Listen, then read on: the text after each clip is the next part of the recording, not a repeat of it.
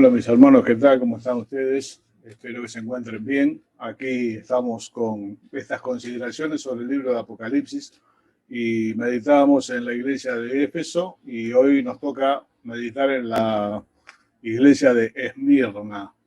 Bueno, muchos la califican la iglesia sufriente, la iglesia perseguida. Esmirna significa literalmente amargura y esta iglesia sufrió la persecución tal vez como otras pocas y bueno, siguió adelante y el mensaje del Señor es un mensaje de aliento que llega a todos aquellos que sufren. Esta iglesia, decía, sufrió las persecuciones imperiales, que fueron cerca de 10, fueron terribles, fuertes, eran a muerte, y el Señor aparece como el que estuvo muerto y vivió para alentarles a ellos a resistir. Y en un momento le dice, sé fiel hasta la muerte y yo te voy a dar la corona de vida.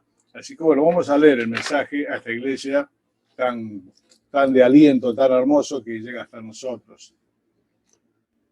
Versículo 8 del capítulo 2 dice, escribe al ángel de la iglesia en Esmirna, el primero y el postrero, el que estuvo muerto y vivió, dice esto: yo conozco tus obras y tu tribulación y tu pobreza, pero tú eres rico. Y la blasfemia de los que se dicen ser judíos y no lo son, sino sinagoga de Satanás. No temas en nada lo que vas a padecer. He aquí el diablo echará a alguno de vosotros en la cárcel para que seáis probados y tendréis tribulación por 10 días. Sé fiel hasta la muerte y yo te daré la corona de vida. El que tiene oído oiga lo que el Espíritu dice a las iglesias. El que venciere no sufrirá daño de la segunda muerte. Escribe al ángel de la iglesia en Esmirna. El otro día hablábamos que acerca de esta palabra de los ángeles, que en realidad significan mensajeros.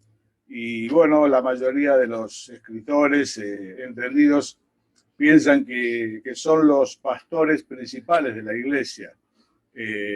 Policarpo era en ese entonces el pastor de la iglesia en Esmirna. ¿Cómo se sabe esto? Esto se sabe por los libros que hay de historia que son posteriores al Nuevo Testamento. No son libros inspirados, son libros de historia. Se llaman muchos de ellos los padres de la iglesia. Allí se relata la vida de los creyentes que fueron después de Juan, de Pedro, de los apóstoles. La generación que siguió a los apóstoles, esos son grandes hombres de Dios, también fueron grandes hombres de Dios y la mayoría de ellos dieron la vida por Jesucristo. La historia cuenta que Policarpo fue quemado vivo, directamente en la hoguera lo quemaron vivo. Las persecuciones eran terribles, por eso esta iglesia se la define como la iglesia sufriente. Y el Señor se presenta a ella como el que estuvo muerto y vivió. ¿Qué significa esto? Los alienta con la esperanza de la resurrección, que es una esperanza que ningún hijo de Dios debiera perder de vista. Hermano, lo más importante es la resurrección. Si en esta vida, decía Pablo, solamente esperamos en Cristo, somos los más dignos de conmiseración. Y nosotros esperamos cielo nuevo y tierra nueva, y nosotros esperamos resucitar. Cuando el Señor venga, los muertos en Cristo resucitarán primero, luego nosotros, los que hayamos quedado, seremos unidos en gloria con el Señor. Hermanos, yo sé que los problemas a menudo tal vez no son estas persecuciones feroces, si bien hermanos en otras partes del mundo las están sufriendo, y también son a muerte, también son quemados vivos, también son despojados de sus bienes, son echados de sus tierras. Tal vez las nuestras hoy en Occidente no son de este tenor, pero nos hacen sufrir, muchas veces nos hacen perder la esperanza. Hermano, la gran esperanza de los hijos de Dios ha sido, es y será la resurrección de entre los muertos. Cuando el Señor vuelva, nos resucitará juntamente con Cristo. Dice la palabra de Dios, nos ha resucitado. Pero nuestros cuerpos resucitarán. Y el destino de los hijos de Dios, hermanos, es la gloria, no es la tierra. A veces vivimos en este mundo como el resto de los mortales, como si todo se resumiese a esta tierra. Las cosas que van, que vienen en esta tierra, decía Pablo, yo quisiera partir y estar con Cristo, lo cual es mucho mejor. Así que, hermano mío, yo te invito, si estás atravesando problemas, a que puedas nuevamente en estos escritos levantar la mirada al cielo, y ver al que estuvo muerto y vivió. Hermano, el Señor murió, pero el Señor resucitó. En estos días estábamos mencionando algunas veces la figura de la religión que lo muestra el Señor bebé en brazos o lo muestra crucificado, pareciera vencido. Hermano, el Señor está resucitado. El Señor hoy está a la diestra de Dios intercediendo por vos y por mí, preparando su venida para que aquellos que murieron sean resucitados, tengan un cuerpo nuevamente. Nosotros vamos a tener un cuerpo que ya no se va a enfermar, que ya no va a morir, no se va a cansar, no va a comer por necesidad. Seremos semejantes a Él, dice la Biblia. Y esa tiene que ser nuestra esperanza. La esperanza de los perseguidos era esta, que ellos iban a resucitar con Cristo. Por lo tanto, iban a la muerte, muchos de ellos, con la esperanza de que ellos iban a resucitar. Y hermanos, ellos van a resucitar. Así como está establecido a los hombres que mueran una sola vez, dice el libro de Hebreos, y después de este juicio, así Jesús aparecerá por segunda vez para salvar a los que Él esperan. Bueno, entonces, ¿cómo dice el Señor? Vamos a leer nuevamente el capítulo. Yo soy el que estuvo muerto y vivió, y dice esto: yo conozco tus obras y tu tribulación y tu pobreza, pero tú eras rico. Bueno, recién hablábamos de las persecuciones, de las tribulaciones que ellos tenían. Hermanos, muchos de ellos fueron crucificados como el Señor. Y cuenta la historia que siendo Pedro crucificado, dijo que era un honor para él morir como su Señor, por lo tanto lo pusieron cabeza abajo. A otros lo crucificaron en distintas cruces, que eran como X, no eran la cruz que nosotros conocemos, sino eran una X, y así hacia abajo iban sus piernas, hacia arriba sus brazos, y de esta manera morían. Y no solo eso, los untaban con combustible y los prendían fuego. Y eran antorchas humanas en los jardines del emperador. Todo esto parece una derrota, todo esto parece la derrota del cristianismo. Pero hermano, todos aquellos que padecieron, que dieron la sangre, bueno, el comentario es muy viejo, pero dice que la sangre de los mártires regó la semilla del Evangelio. Y el Evangelio para los primeros siglos ya era conocido en la mayor parte del mundo conocido. Así que la muerte de ellos no fue en vano. Ellos murieron con la esperanza puesta en la resurrección. No esperaban en esta vida. En esta vida, hermano, hay problemas. En esta vida hay dificultades. El Señor dijo, van a tener dolor, van a tener problemas. Pero, hermano, nosotros miramos más allá. Ellos tenían tribulación y mucha. Y repito, era a muerte. Le mataban a sus hijos delante de ellos para obligarlos a blasfemar del nombre de Cristo. Y ellos no lo hacían y así veían morir a sus hijos. Otros con sus hijos fueron echados en la arena del circo romano, que allí eran despedazados por los leones. Bueno, hermano, esta fe que vos y yo tenemos, que nos da tanta alegría, a nosotros nos da tanta bendición, sepamos que a muchos de nuestros hermanos les costó la vida no negar al Señor, les costó la vida. Le decían, César es el Señor, el dueño de todo el mundo. Y ellos decían, no, Cristo es el Señor.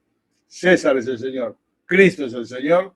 Y prefirieron ser muertos a negar al Señor. Yo conozco, dice el Señor, tus obras. Yo conozco tu tribulación. Yo sé las cosas que estás pasando. A veces pensamos, cuando pasamos problemas, que estamos solos, que nadie nos puede entender. Y a veces un poco es cierto. Decía Job, busqué consoladores y no los hubo. Es difícil a veces ponerse en la piel del otro, entender al otro, y tal vez no estés encontrando ese consuelo que precisás, que vendría de un semejante.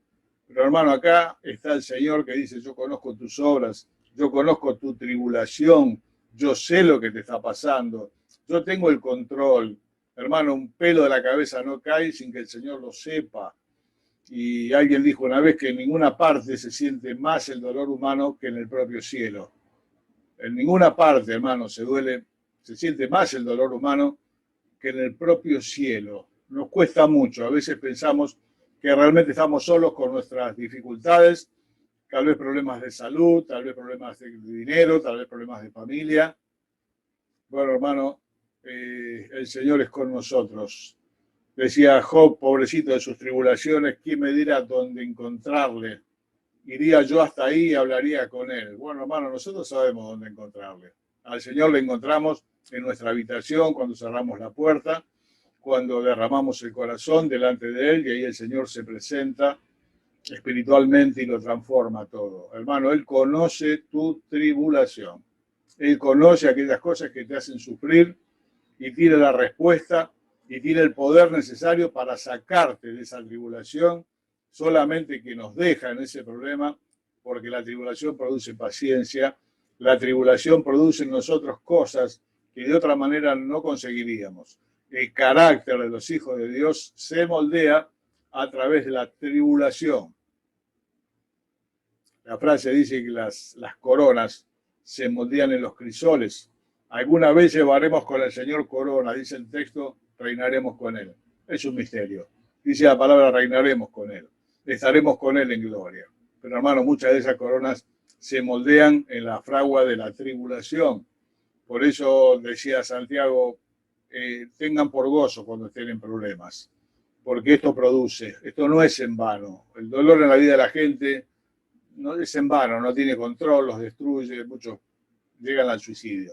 En la vida de los hijos de Dios, el fuego tiene control. Y eso está en la mano del Padre. Así que dice el Señor, yo conozco tus obras, yo sé de tu tribulación y de tu pobreza. Muchos de ellos eran pobres. Muchos de los que formaban la iglesia en Esmirna eran pobres. La iglesia en Jerusalén también era muy pobre. Pero mire lo que dice el Señor. Yo conozco tu pobreza, pero tú eres rico. Yo conozco tu pobreza, pero tú eres rico. En contraste, dice el Señor a la iglesia de la Odisea, la última, tú dices que eres rico, pero eres pobre, ciego, miserable y desnudo. Al revés, la Odisea decía, yo soy rico y de ninguna cosa tengo necesidad. Y el Señor les dijo, ustedes son pobres, ciegos y desnudos. Estos hermanos decían, somos pobres. Los macedonios, no sé si se acuerdan, eran pobres. Y de su extrema pobreza, relata el texto bíblico, abundaron en frutos de su generosidad. Dieron mucho más de lo que Pablo hubiese esperado. Es más, dice que se dieron a sí mismos. Hermano, la pobreza, la riqueza, no siempre está de la mano de la vida espiritual. Hay gente pobre que no es espiritual para nada, y hay gente de mucho dinero que sí lo es. Es muy difícil conciliar las dos cosas. Normalmente el bienestar económico, material, va contra el espiritual. Uno entra por la puerta y el otro se va por la ventana. Es muy difícil ser rico en este mundo o tener abundancia en este mundo y no perder de vista lo espiritual. Son personas, muy pocas personas realmente escogidas de Dios, a quienes Dios les ha dado mucho, pero también son ricos espiritualmente hablando. Esta iglesia era pobre económicamente, pero era rica espiritualmente. Dice Santiago, no ha elegido Dios los pobres de este mundo para que sean ricos en fe. Bueno, hermano, este es otro problema. A lo mejor no hay mucha plata. Bueno, por esta situación mundial, la riqueza se va concentrando, de manera que cada vez hay más pobres. Argentina tiene un nivel de pobreza muy alto. Y hay países mucho más pobres, con problemas serios de alimentación. Y puede ser que nos falten cosas, pero hermanos, somos ricos con la pobreza con que el Señor nos enriqueció. Siendo rico, el Señor se hizo pobre para que con su riqueza nosotros fuésemos enriquecidos. Si alguien verdaderamente es rico, rico es el Hijo de Dios, rico es el cristiano. Tiene las riquezas de Dios. Y las riquezas de Dios, hermanos, no se cuentan en cheques, no se cuentan en billetes, no se cuentan en los famosos Bitcoin, que hoy valen tanto. Son inescrutables, son las riquezas de Dios.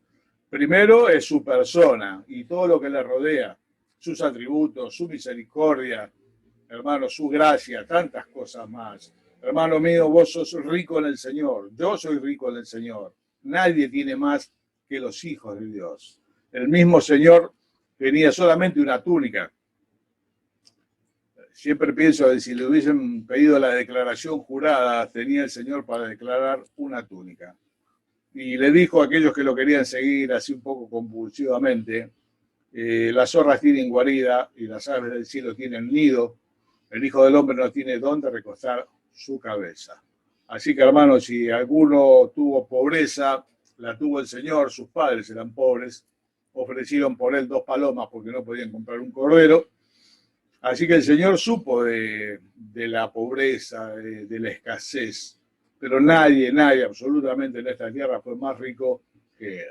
Y hermano mío, nadie en esta tierra es más rico que los creyentes, que los hijos de Dios. De modo, dice Pablo, que teniendo sustento y abrigo, un plato de comida, algún abrigo para el invierno, estemos contentos con eso. Ustedes dicen que son pobres, Esmirna, pero ustedes son ricos. La Odisea dice que es rica, pero en realidad son pobres. Bueno, ¿cómo sigue el texto? Y yo conozco tus obras, pero tú eres rico, verso 9, estamos leyendo, y la blasfemia de los que dicen ser judíos y no lo son, sino sinagoga de Satanás. ¿Qué término fuerte usa el Señor? Estos judíos eran hostiles a la iglesia, se oponían. El judaísmo se opuso mucho a la iglesia en los primeros tiempos, mucho, y ya en los tiempos del Señor, el Señor le dijo a aquellos judíos que estaban a su alrededor, fariseos y demás, ustedes hijos de vuestro padre el diablo son. Qué palabras fuertes usó el Señor, ¿no? Ustedes son hijos del diablo, porque ustedes procuran matarme. Y aquí le dice a este grupo de judíos que se oponía fuertemente a los cristianos, no son judíos, son la sinagoga de Satanás. Qué palabra tan fuerte, ¿no? Qué palabras de juicio salen también de la boca del Señor. Palabras de amor para los suyos. Esta es una palabra de consuelo. Esmirna es una de las 2 iglesias que no tiene reproche en contra. Esmirna y Filadelfia. Las únicas 2 iglesias para las cuales el Señor no tiene reproche, sino palabras de aliento. Que alienta, me alienta, hermano, soportar la dificultad, la hostilidad de estos judíos, que se oponían fuertemente. En su momento, a los apóstoles los intimidaron a que ya no prediquen en el nombre del Señor. Y como ellos siguieron haciéndolo, los volvieron a traer y esta vez los azotaron. Bueno, hermano, el diablo está dispuesto a hacer lo que sea necesario para que vos y yo nos callemos la boca. Y estos judíos no son judíos, dice el Señor, son una sinagoga de Satanás. El versículo 10 dice, no temas en nada lo que vas a padecer. He aquí el diablo echará a alguno de vosotros en la cárcel para que sean probados y tendrán tribulación por 10 días. Sé fiel hasta la muerte y yo te daré la corona de vida. El Señor, que sabe exactamente todo lo que va a pasar, se presenta a esta iglesia y le dice, no temas en nada lo que vas a padecer. Le está anticipando que van a sufrir, van a tener tribulación por 10 días. Y el diablo va a echar a algunos de ustedes en la cárcel. Cómo el Señor se anticipa, conocedor de todas las cosas, del futuro, del tiempo por venir. ¿Quién sabe lo que va a pasar mañana? No lo sabe absolutamente nadie de los humanos. Hermano, el Señor sabe qué va a pasar con nosotros mañana.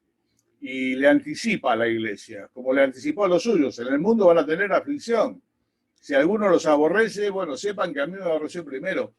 A veces cuando llegan los problemas nos sorprendemos. En nuestro inconsciente, todos los cristianos esperamos vivir el cielo en la tierra. Sabemos que no es así, pero inconscientemente queremos vivir las bondades del cielo en la tierra. Y hermano, en la tierra somos peregrinos, somos extranjeros y no somos bien recibidos. Esa es la verdad. Hemos salido del mundo, muchos de nosotros. Y por eso hoy el mundo nos aborrece. Dice el Señor, si fuesen del mundo, el mundo amaría lo suyo. Como no son del mundo, el mundo los aborrece. Y van a tener problemas. Y el Señor se lo anticipa. No temas en nada. No temas en nada. Y uno dice, pero Señor, nos van a echar en la cárcel. Tantas cosas más que va a pasar. No temas en nada. Recordaba a los amigos de Daniel allá en el horno de fuego, donde los echó Nabucodonosor, con ese odio diabólico, por no adorar a la estatua. Siempre pienso cómo quisiera tener la fe de esos hombres, ¿no? Y los interpelaron una vez más acerca de su fe, y ellos dijeron, no es necesario que te contestemos acerca de esto.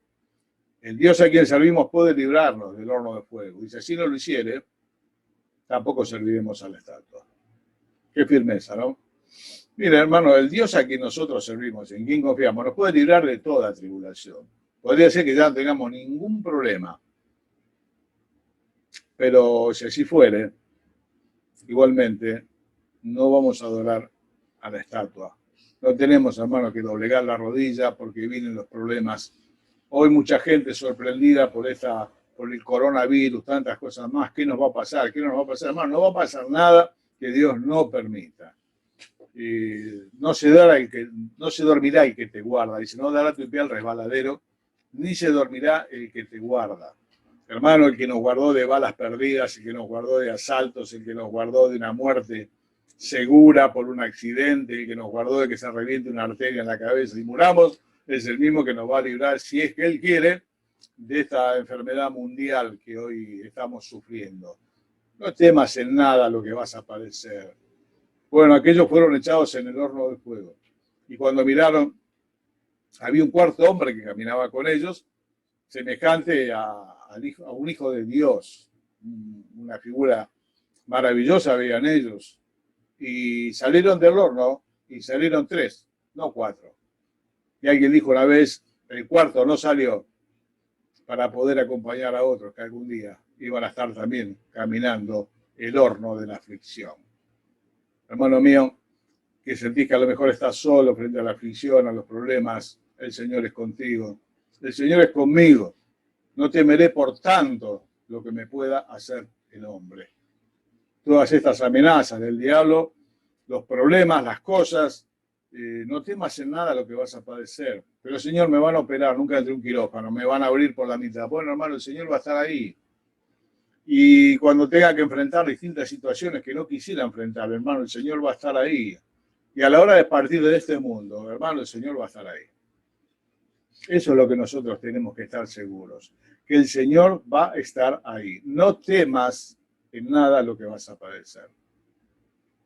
El diablo echará a algunos de ustedes en la cárcel y van a tener tribulación por 10 días. Allí en el Evangelio de Lucas, capítulo 22, verso 31, el Señor le dice a Pedro, Pedro, Satanás os ha pedido para zarandearlos como al trigo, pero yo he orado para que tu fe no falte. El trigo se pone en la zaranda, se agita y se arroja hacia arriba para que vuele la cascarilla. Satanás os ha pedido para zarandearlos como al trigo. Hermano, hay tiempos en la vida de los hijos de Dios que parece que realmente se hizo de noche y que Dios se fue. Que estamos solos. Pero decía el Señor, no estoy solo porque el Padre está conmigo, no estoy solo. Nunca estamos solos. Nos parece que estamos solos. Nos parece que nada nos va a poder librar de esto.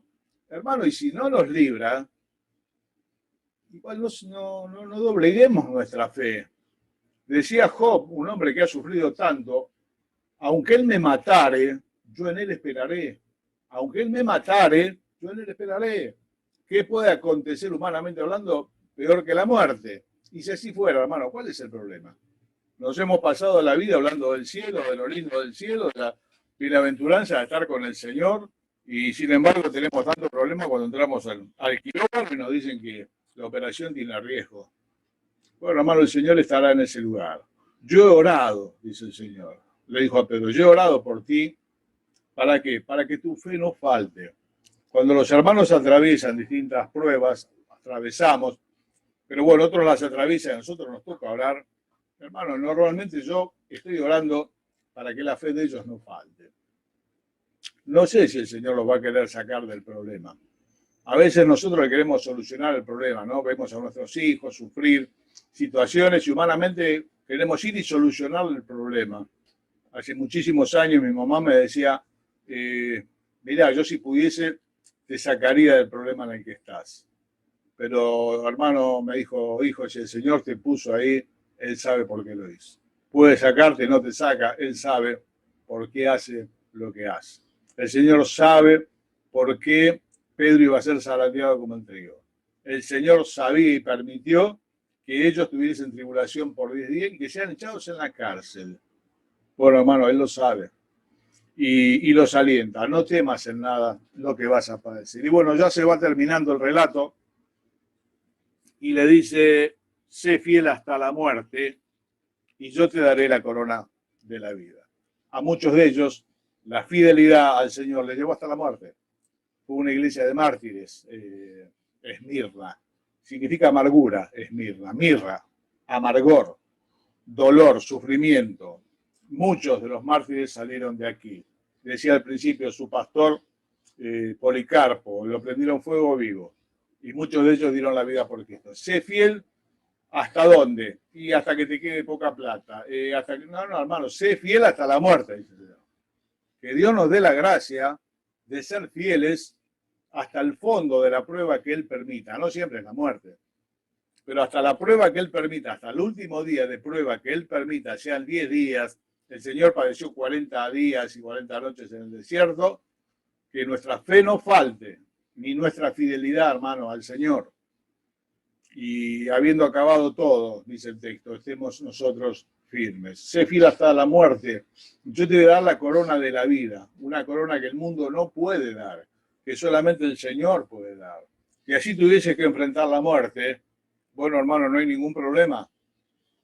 No hay ningún problema. Yo sé que es algo desconocido. Pablo mismo decía, no queremos ser desnudados, perder el cuerpo, morir. Quisiéramos ser revestidos. Y si fuese, hermano, hasta el fondo, ¿cuál es el problema? ¿Qué nos puede pasar? Todos llevamos el barbijo, observamos algunas cosas, más por testimonio a lo demás que otra cosa. Bueno, hermano, ¿qué es lo que puede pasar? Está en la mano de Dios. Cantamos a veces que lo sabe todo el Padre, es mi certitud, es mi certidumbre. Dios lo sabe. A lo mejor no es la enfermedad lo que nos haga daño. Tal vez sea un colectivo que no lo hemos visto. Tal vez sea un problema en el auto que nadie previó, se reventó una cubierta. ¿Cuántas veces viajamos en la ruta? Velocidades más o menos significativas. Algunas pienso, si se reventase la goma de adelante, el micro que viene de frente es todo mío. ¿Quién lo puede saber? Cuanto más en la dificultad, hermano, seamos fieles. Que Dios nos dé la gracia, Señor. Dame la gracia de serte fiel, de no negar tu nombre ante el horno caliente, de no negar tu nombre ante la dificultad económica. Dame la gracia. Allí en Proverbios 30 alguien le dice al Señor, Señor, no me des pobreza ni riqueza. No me des pobreza, no siendo que extienda la mano, robe y blasfeme tu nombre. No me des riqueza, no sea que me olvide de vos. Dame el pan necesario.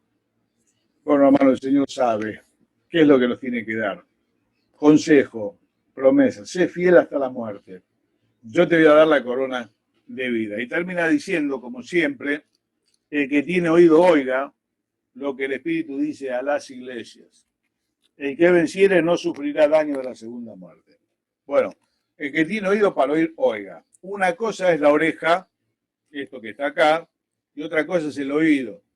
El oído es interno, es la capacidad de escuchar.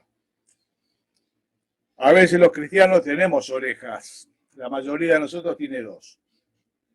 Y boca tiene una. Cuánta sabiduría de Dios, ¿no? La mayoría de nosotros tiene dos orejas, pero no siempre tenemos oídos para oír lo que el Espíritu dice a la iglesia, a nosotros. Nosotros somos la iglesia. Muchas veces tenemos que cerrar los ojos y abrir mejor los oídos, no la oreja, para escuchar. El himno hermoso dice, habla, Señor, a mi alma. Hazme entender tu voz. Mi corazón reclama tu fuerte protección. Débil soy y afligido. Te necesito, oh Dios. Tú puedes darme abrigo de la tormenta atroz. Con corazón tranquilo procuraré escuchar ese apacible silbo que infunde a mi alma paz. Pasa a mi entendimiento esa tranquilidad que por tu gracia siento aún en la adversidad. Así que, hermano mío, te animo a ejercitar el oído. Las orejas ya las tenemos. Un oído para oír lo que el Espíritu dice a la iglesia. ¿Cuántas cosas escuchamos con nuestro oído, no? Bueno, acá el desafío es escuchar lo que el Espíritu dice a la iglesia. Ese apacible silbo que infunde a mi alma paz. ¿Cuál es la promesa? El que venciere no sufrirá daño de la segunda muerte. Por esa sí hay que hacerse problema, hermano, no por la primera. Los cristianos nacemos dos veces, una biológicamente, otra espiritualmente, y morimos una sola vez, cuando nuestro cuerpo deja de funcionar. Las personas que no son del Señor nacen una sola vez, biológicamente, pero mueren dos veces. Mueren cuando su cuerpo deja de funcionar y mueren eternamente apartados de la presencia de Dios por no haber recibido el amor de la verdad. El que venciere no sufrirá daño de la segunda muerte. Va a haber una sola muerte, la de su cuerpo. No es nada. Le está diciendo el Señor acá a los suyos. Yo soy el que estuve muerto y aquí que vivo para siempre. Él le da testimonio. Yo estuve muerto y aquí vivo por los siglos de los siglos y tengo las llaves, tengo el control de todas las cosas. Gracias a Dios, hermano, nosotros vamos a morir una sola vez. De la muerte segunda hay que tener terror. Y si alguno no es del Señor, bueno, procure pronto nacer de nuevo, como le dijo el Señor a Nicodemo, para que la segunda muerte no lo alcance. La segunda muerte es una eternidad lejos de Dios, donde la llama no se apaga y el gusano no se muere, y ese lugar es el infierno. El que venciere no sufrirá daño de la segunda muerte. Hermano mío, Dios le bendiga mucho. Si estás pasando por dificultad, esta palabra, léela, más que nada el texto, te sea de aliento. No temas en nada lo que vas a padecer. Vas a tener problemas. No temas, yo voy a estar ahí. Yo voy a estar ahí. Cuando éramos chicos, la mayoría de nosotros, cuando llegábamos a la falda de la mamá, ahí se acababan todos los problemas. Cuando estábamos con nuestros padres, ahí se acababan todos los problemas. Se iban todos los temores, esos miedos de la noche. Bueno, ahí llegaba la mamá o el papá y bueno, todo se tranquilizaba, hermano. ¿Por qué? Porque estaban los padres. Bueno, hermano, acá está el Padre. Acá está el Padre de la Gloria, que está al lado nuestro. Y dice, no temas, estoy con vos. Son tantas las veces que la Biblia dice, no temas. Hay un número, yo no lo recuerdo ahora, pero es un número enorme. Dios te bendiga muchísimo. La iglesia de Esmirna, dolor, sufrimiento, padecieron. Vos decís que sos pobre, pero sos rico, hermano, vos sos rico, no te olvides, sos rico. Aunque haya poca plata en los bolsillos, sos rico con la riqueza de Jesucristo. Dios te bendiga mucho.